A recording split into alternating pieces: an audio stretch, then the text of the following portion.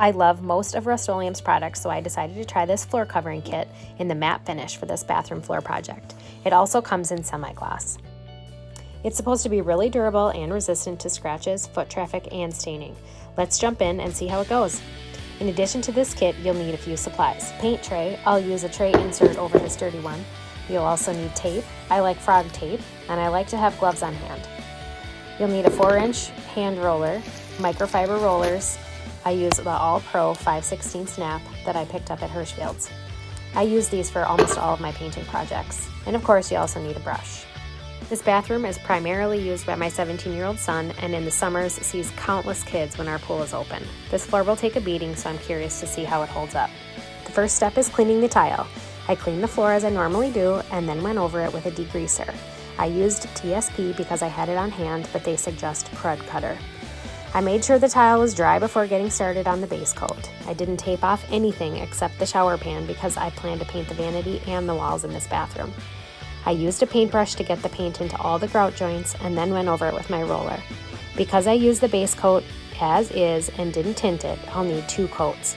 They suggest waiting 6 hours between coats. This can is supposed to cover 100 square feet, but since I'm doing 2 coats, my coverage should be roughly 50 square feet instead. I should be able to get the space done with 1 can, and in pops the husband to check out how things are going. 2 coats are completed, and that's when I deviate from the plan a bit and want to do a stencil.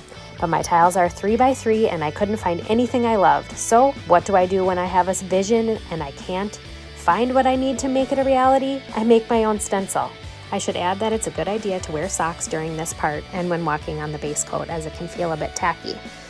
Back to the stencil. I made my own and started in with dabbing paint onto the stencil, but it wasn't working and the lines weren't crisp like I wanted.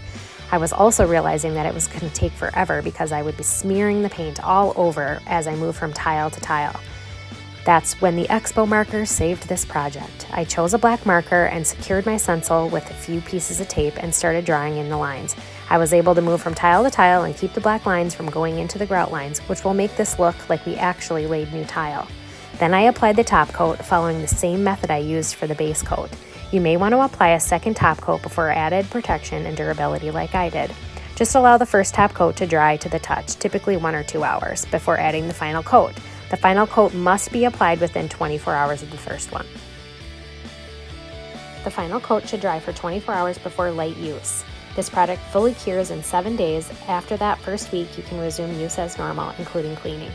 I completed this project in September of 2021, so it has taken 2.5 years of abuse, and it still looks great. I give this Rust-Oleum product 5 stars.